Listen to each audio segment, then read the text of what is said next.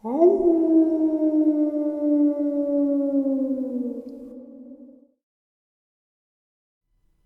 greetings and salutations, everyone. I hope everyone is doing well still. And welcome back to the second half of today's upload. Before we get into it, though, a couple links. As you know, I rely on Patreon, PayPal, and my merch to help the channel to continue to grow and go. The links to Patreon and PayPal are in the description below, my merch displayed directly under the video. Also, Dogman, Frightening Encounters, Volume 1, 2, and 3, the audiobook versions. They were written and researched by Tom Lyons, narrated and produced by me, Jeffrey Nadolny. Those audiobooks are available on Audible, Amazon, and iTunes, the links to which are also in the description as well. And finally, last but definitely not least, if you'd really like to help this channel to continue to grow and go, just simply subscribe and click the like button. It's fast and free. Now, everyone, I have taken far too much of your time. Let's get on with today's second half. Shall we? Today's first terrifying experience. I live in southern Georgia, near the Okefenokee National Wildlife Refuge. It's more rural wilderness here than people realize. The Okefenokee is 402,000 acres and home to all kinds of wildlife not seen anywhere else in the world. My uncle is a park ranger and has worked at the Okefenokee for 15 plus years. Back in the early 2000s, park rangers at Okefenokee had a ride-along policy whereby they could take friends and family out with them for their shift. Often this was done for local officials, wildlife advocates, etc., but some rangers would randomly take family members as well, just for fun. I'm not sure this was formally approved, but I know my uncle had taken just about every one of our family members at some point in the time. The event I'm about ready to share with you happened in April of 2007 while on a ride-along with my uncle. I was 20 at the time and had just gotten back from college for the summer. My family was on an extended vacay already, and I had about a week before I was to join them. I had asked my uncle if he wanted to go fishing, and he suggested to come with him on a ride-along instead, just for the fun of it. At the time the Bugaboo Fire had started, we weren't too close to it. Most of the park's resources were dedicated to the fire by this point. But my uncle and I were definitely not near it. I had met my uncle at the Bolt Center after dinner sometime, and we had gotten on an airboat. The other ranger who was supposed to come with us was called to fire-related issues.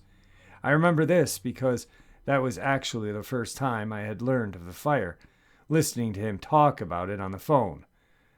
Then my uncle filling me in. So we head out, just the two of us. I don't know for sure, but because we met at the Bolt Center, I assume we started west down the waterway. I don't know where we went other than this, as it was getting dark and I had no idea really even where we were, and I really didn't much care. About 30 minutes in, we found two kayakers night fishing, which was not allowed at night. Before we got up close to them, my uncle said they were regulars here. He was supposed to accompany them back, but he said he was confident they'd be fine going back on their own.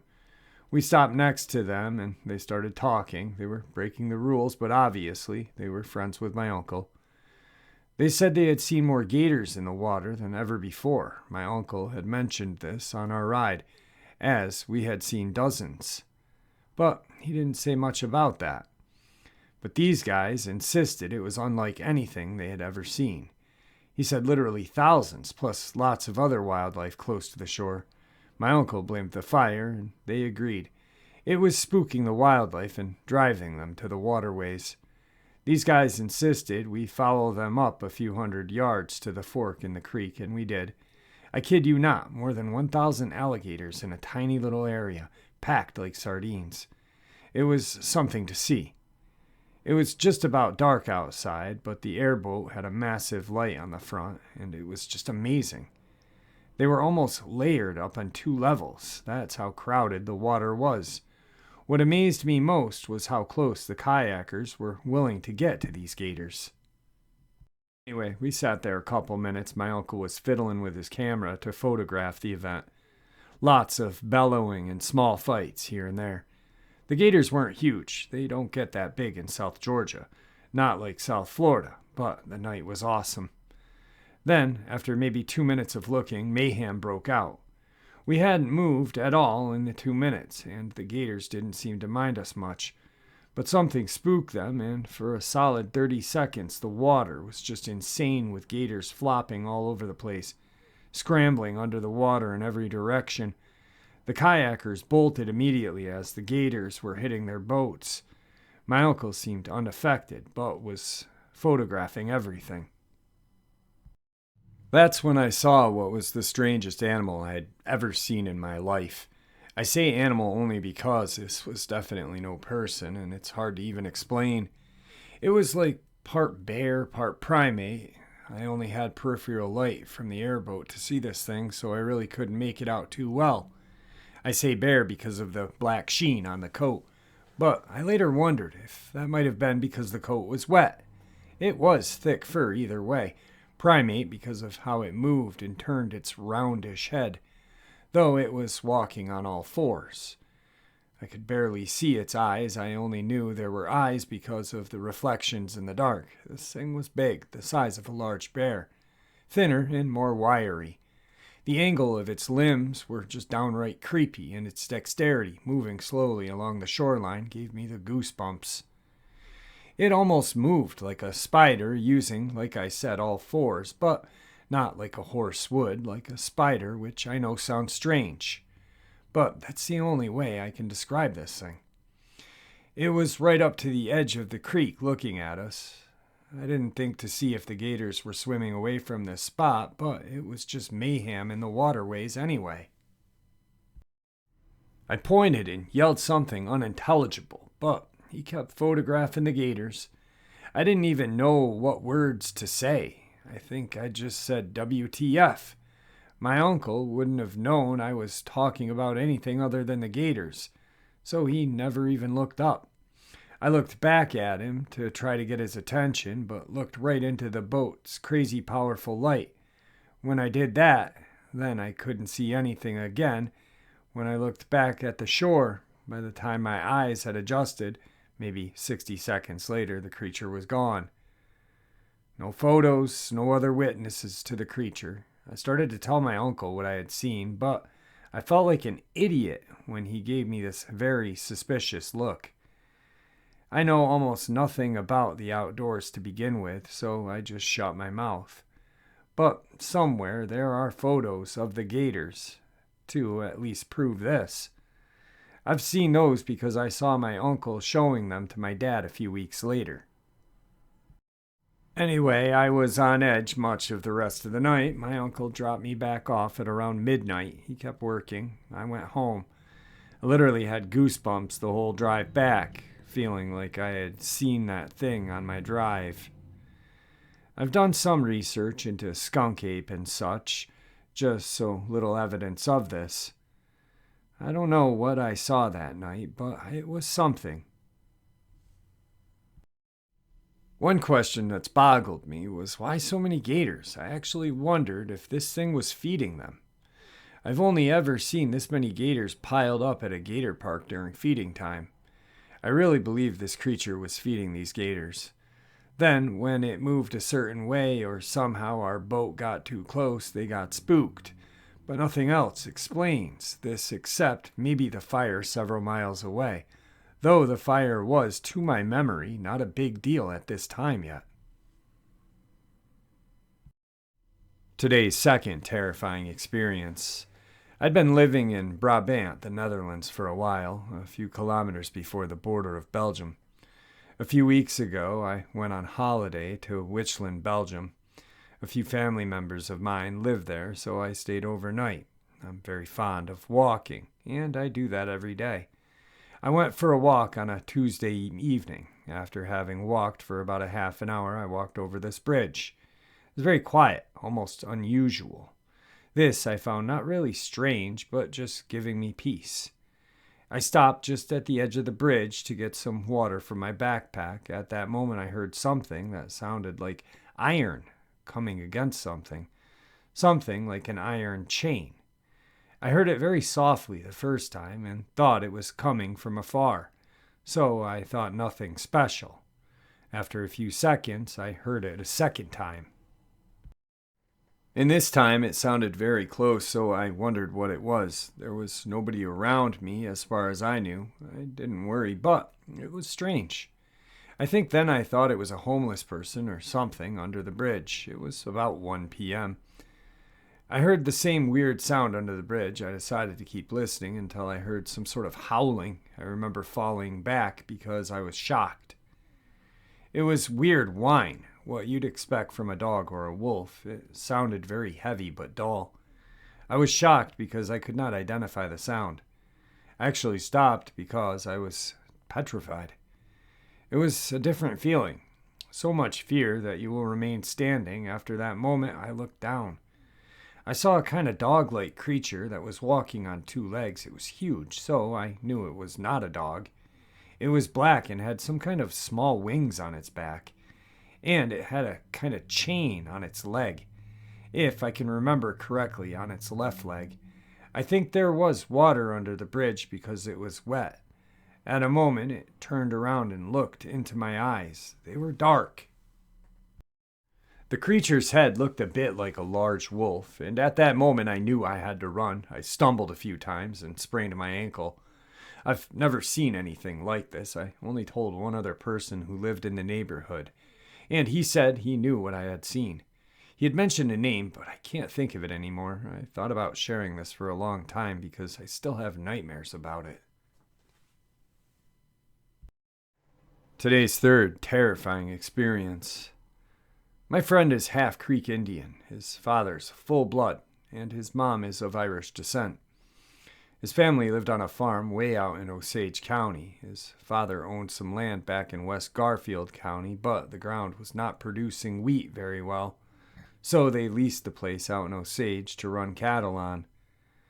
They had a quarter section of open meadow that they used for their feed, and a quarter section of densely wooded land. The wooded area almost surrounded the open area. Before daylight, one October morning, my friend woke up with a start to his father's voice telling him to get up immediately and get dressed.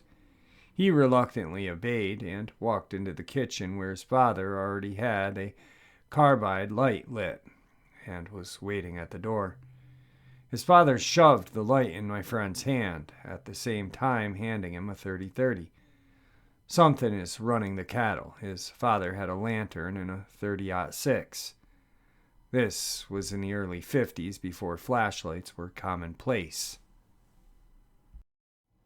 Walking at a brisk pace, they headed in the direction the cattle were moving away from. They crossed the fence and walked on the outside in case the cattle were flushed toward them. They were getting ready to round a corner of fencing when something had caught their eye, a tuft of reddish-brown fur, on the top strand of a 5-strand barbed wire fence. As they approached, they could barely see some blood on the ground on both sides of the fence. They were preparing to head into the edge when they heard a heavy thud. 10 yards in front of them, the remains of a calf lay on the ground. His dad detected movement behind a tree, raised his rifle, and fired. Something large and brown stood on 2 legs and ran off through the brush toward the back of the property. They listened to it until it was no longer audible. His father put out his lantern. They almost ran back to the house. At daybreak, his mother was sent into town and told to stay there with a friend until they came for her. Just before nightfall, they both climbed a big oak. About 30 yards from the house, they waited. Sure enough, about an hour after dark, something started moving in. They could hear it walking in behind them. Every now and again, they could hear it stop and sort of snort, like it was smelling the air. The night had become overcast, and a little breeze had kicked up. They waited.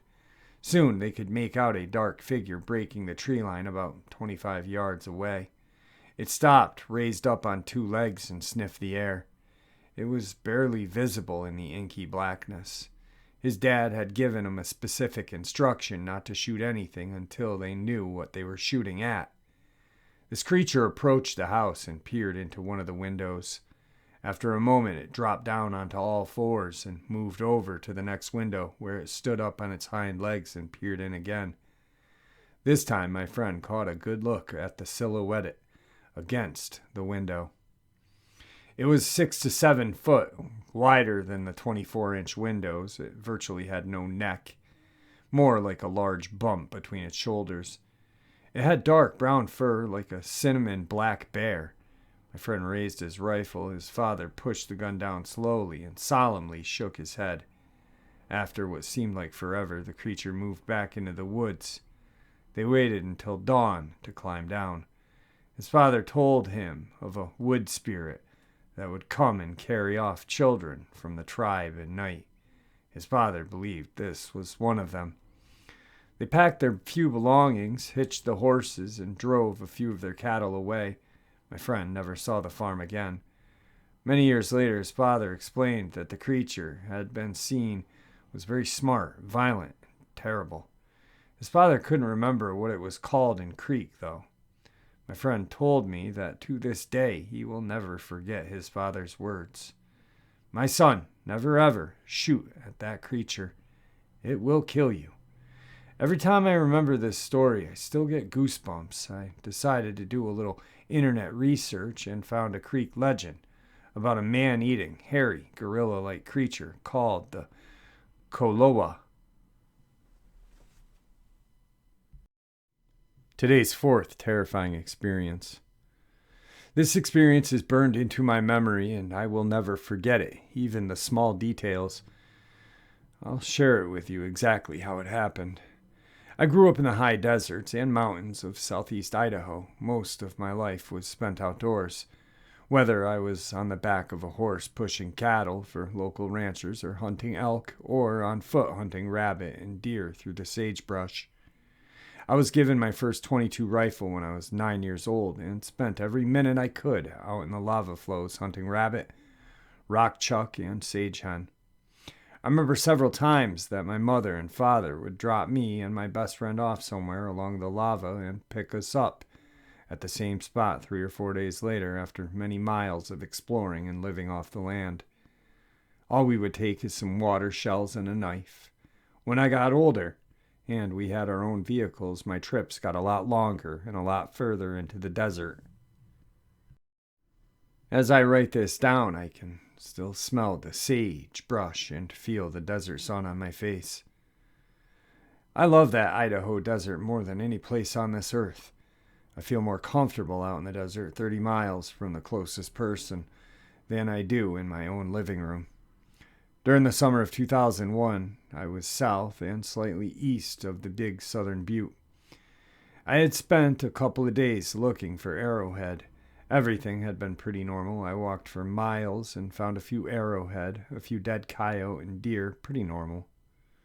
At this time in my life, I always had my dog with me. He was a huge Chesapeake retriever that weighed a little over 100 pounds, very protective of me and my belongings, and was meaner than he to anybody who acted suspicious or threatening.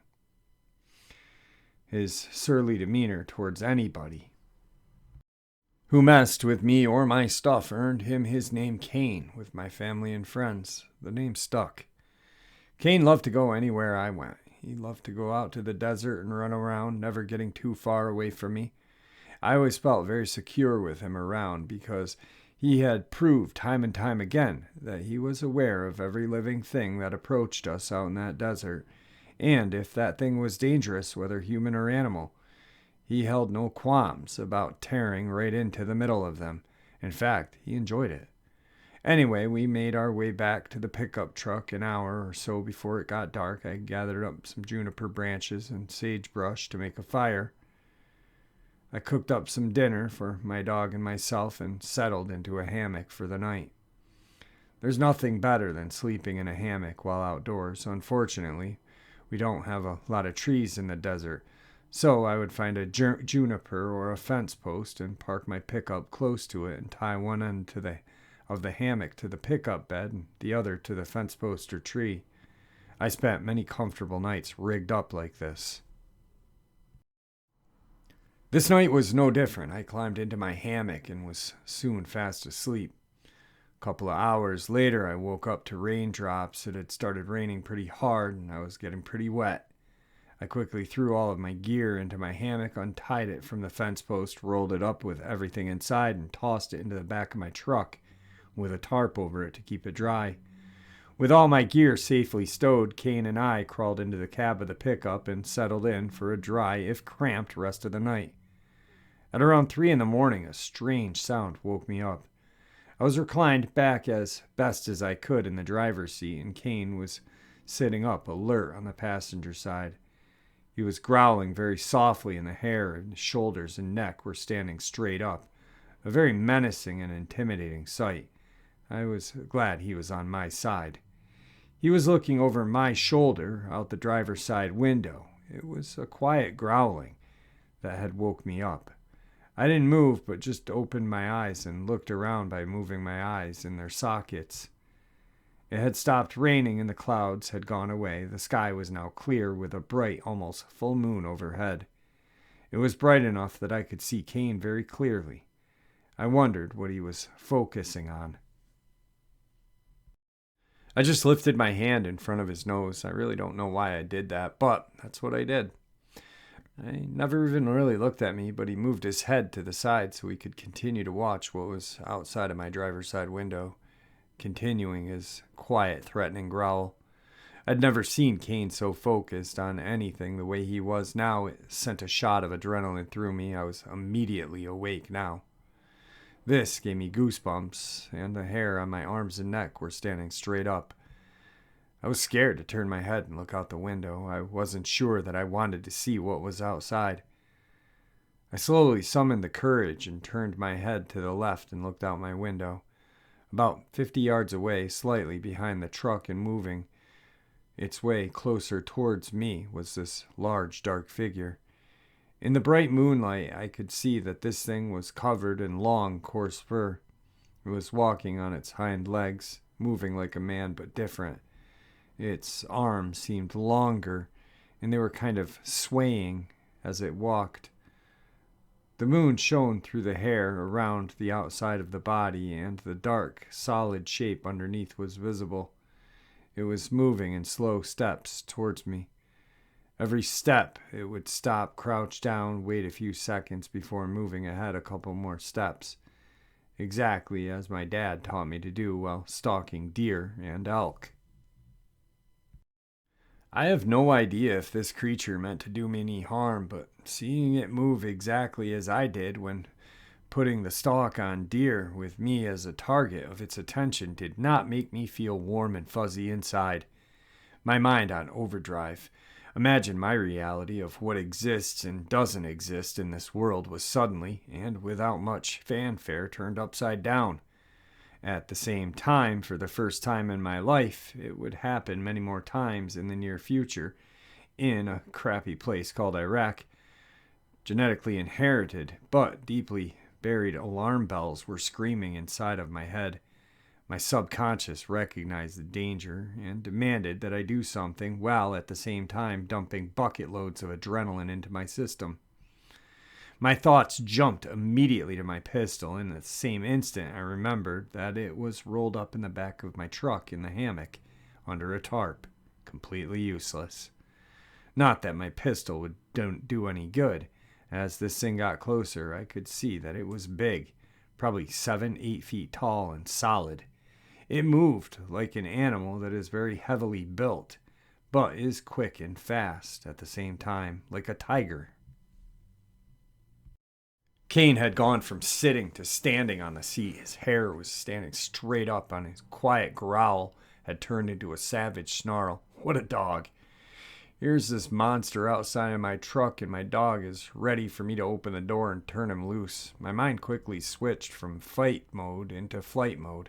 My keys were in the ignition. Without taking my eyes off of this thing, I reached up and started the truck.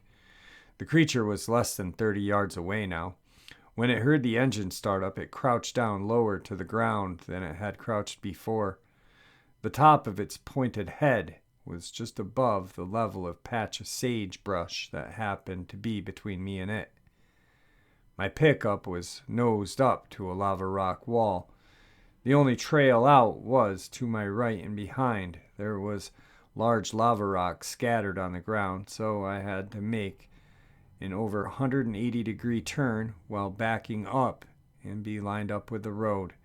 I threw the truck in reverse and floored it, turning on my lights at the same time. As I swung through the turn, my high beam swung right across this creature. It put its head down, probably to protect itself from the glare, and all I saw was the top of its head. I noticed a mass of coarse, dark gray fur before its shape was swallowed by the darkness. I drove down that 2-track desert road way faster than I normally would. My truck was bouncing over rocks and plowing over sagebrush. When the curves were too sharp to take at that speed, Kane and I were bouncing all over the inside. I drove that way for several miles, continuously looking behind me until I calmed down enough to slow down. I drove out to the main road and stopped to mentally go over what I had just seen. But stopping out there in the dark was too much. I ended up cutting my trip short and just went home. Tonight's final encounter. I'm not a big believer in the paranormal or supernatural, but I've always been open to the idea of such, given some type of evidence. About a couple nights ago, I saw something that I still cannot fully understand or explain. A little backstory. I live in mid-Michigan in a small residential suburban town surrounded by cornfields. You know the type. However, I do live in a more populated area as my parents' house, where I currently live, is located within walking distance from our downtown. Our street is by no means desolate, dark, or isolated, and most of the houses are fairly close to one another. A pretty urban setting, given the town itself. Alright, back to the other night. It was about 2:30 in the morning, and since it's pretty normal for me to be up that late, my dog and I have developed what I call our little routine. He comes to my door, lets out this huff to inform me that he's there. Then we go downstairs, where I let him outside through the front door to go to the bathroom. After completing his business, he comes in and we share a midnight snack of ham straight from the fridge. Now, keep in mind, my dog is extremely well trained and pretty old. He does not need a leash or a fence to keep him from running away. He always comes right back after he's done. He'll even wait at the door if you are not there. So on this particular night, I open the front door for him, and I'm just about to turn and walk away so I can prepare our midnight snack when I notice he's still standing on the porch staring across the street. This isn't completely out of the norm for him, but this was lasting a bit longer than usual. When he finally jumps off the porch, I follow his line of sight where he had been staring, and I see what looks like a large dog, or maybe even a wolf, slinking across my neighbor's yard on the other side of the street.